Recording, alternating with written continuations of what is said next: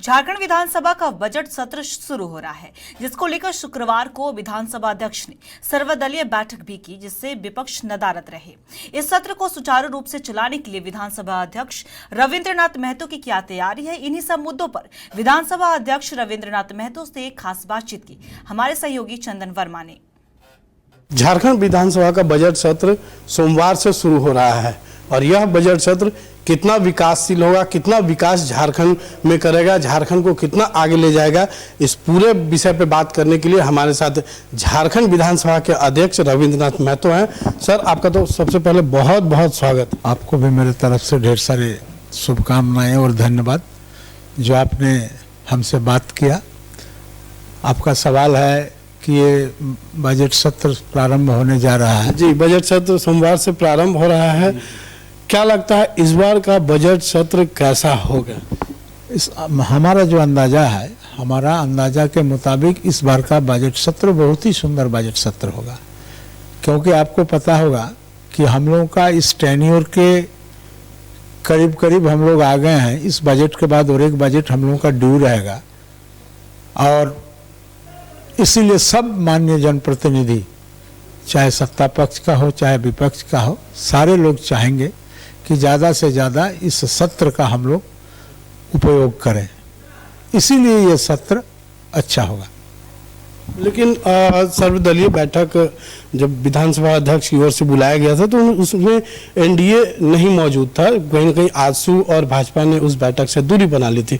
तो कहीं ना कहीं क्या लगता है कि आने वाला ये जो बजट है, ये जो सत्र है, ये हंगामेदार होने के आसार, ये संकेत देते हैं। तो उन लोग से क्या कहेंगे और क्या दर्शाता है इस पूरे विषय? नहीं, आपको मैंने इस तरह से अंदाजा नहीं करना चाहिए। लोग कार्य व्यस्तता के चलते हो सकता है कि सर्वदलीय बैठक में नहीं आए, लेकिन सर्वदलीय बैठक के बाद फिर हम लोग कार्य मंत्रणा के बैठक में भी बैठते हैं और जो हम लोगों ने प्रोग्राम दिया है उस प्रोग्राम के हिसाब में अगर कुछ इतर विशेष परिवर्तन करने की आवश्यकता है तो हमारे कार्य मंत्रणा के बैठक में हम लोग ये सब काम करते हैं।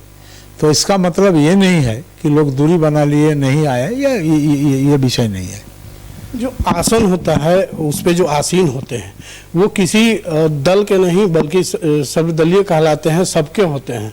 लेकिन कई बार आसन पे आरोप लगता है कि विधायक वन साइडेड, जो अध्यक्ष हैं वो वन साइडेड होकर सोच रहे हैं, विपक्ष की बात नहीं सोच रहे हैं। तो इन सब आरोपों से कितना इत्तेफाक रखते हैं? अब क्या पीड़ा होती है इन सब आरोपों से?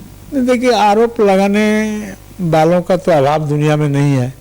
सारे लोग कुछ न कुछ आरोप लगा ही देते हैं और सबसे बड़ी बात यह है कि जो कुछ काम ही नहीं करते हैं, जिसके पास कुछ काम ही नहीं है, जिनसे लोगों का कुछ उम्मीद ही नहीं है, यही इसी श्रेणी का आदमी ज़्यादा आरोप लगाता है।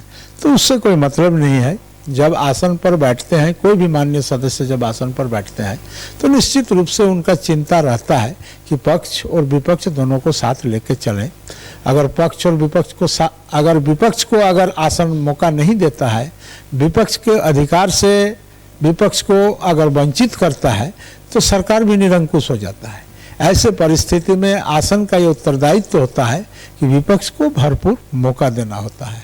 और मैं समझता हूँ, मेरा जो विचार है, मेरा जो मानना है, मेरा जो ख्याल है, और हम जितना तक इस डेमोक्रेटिक सेटअप को समझते हैं उसके हिसाब से विपक्ष को तो सम्मान मिलना ही चाहिए। और हम बराबर प्रयास किए हैं कि माननीय विपक्ष के तमाम साथियों को मैं भरपूर मौका देता हूं अपने बातों को सदन के अंदर में रखने के लिए। बिल्कुल। एक जो कई बार पिछली बार देखा गया है कि जो विधानसभा से पारित विधेयक जो भी हैं वो राजभवन गए, लेकिन कुछ त्रुटियों की वजह से वो वापस लौटा दिए गए। इस बार ऐसा कुछ ना हो, इसके लिए क्या किन किन बिंदुओं का ख्याल रखा जाएगा? हमारा हाई पावर कमेटी का मीटिंग बीते दिन था और हाई पावर कमेटी में तमाम डिपार्टमेंट के सेक्रेटरी, चीफ सेक्रेटरी, सारे लोग उपस्थित थे और आपने जिस विषय को हमारे समक्ष रखा, इस विषय पर हम लोगों ने चर्चा किया और चीफ सेक्रेटरी भी हमारे तमाम सेक्रेटरी को ये आदेश दिए हैं कि हर डिपार्टमेंट में एक एक कमेटी बना लो, ताकि जो भी विधेयक विधानसभा में पारित होने के लिए प्रस्तुत हो उसमें किसी तरह का त्रुटि न रहे, ताकि ऐसा न हो विधानसभा से पारित होने के बाद राजभवन से उस विधेयक को लौटा दी जाए। इसलिए हम लोग पूरी तरह से सतर्क हैं पूरी तरह से सतर्क हैं। हम लोग किसी भी तरह से इस तरह का मौका नहीं देंगे जो विधेयक विधानसभा से वापस आ जाए।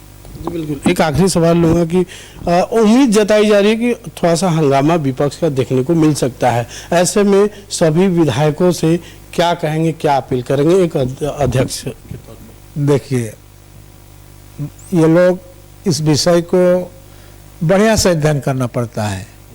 विपक्ष को अपने बात रखने का स्वतंत्रता संवैधानिक रूप से है, इसको तो मानना पड़ेगा। और विपक्ष के बात रखने के क्रम में अगर वो बहुत ज़्यादा आग्रही है या एग्रेसिव है या उस विषय इतना ही ज्वलंत मुद्दा है जिनको सदन पटल पर रखना जरूरी है, जिसका निराकरण जरूरी है, वो निश्चित रूप से आक्रामक ढंग से रखते हैं।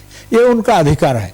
अगर आसन उनको उनके इस विषय को उस ढंग से रखने के लिए मना कर दे तो हमको लगता है कि संवैधानिक दृष्टिकोण में विपक्ष के प्रति न्याय नहीं होगा, इसलिए रख सकते हैं। और इसको अगर आप हंगामा का रूप ले लें, अलग विषय है।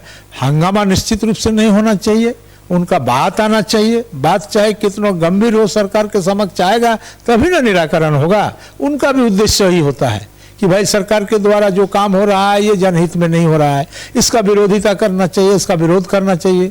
विरोध लोग उसी हिसाब से करते हैं, सरकार भी इसको संज्ञान में लेते हैं। और विपक्ष की बातों पर अगर सही मायने में हकीकत है, विपक्ष का बात सही है, तो सरकार मान भी लेते हैं, उसका निराकरण भी होता है।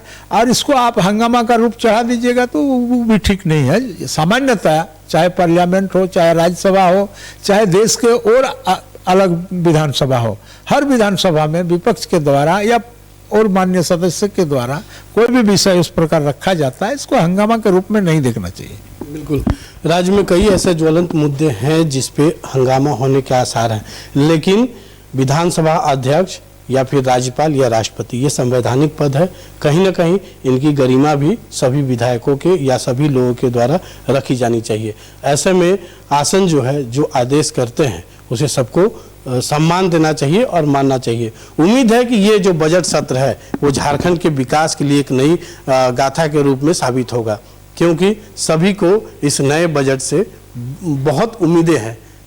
सहयोगी राधे के साथ चंदन वर्मा, लाइव 7 रांची।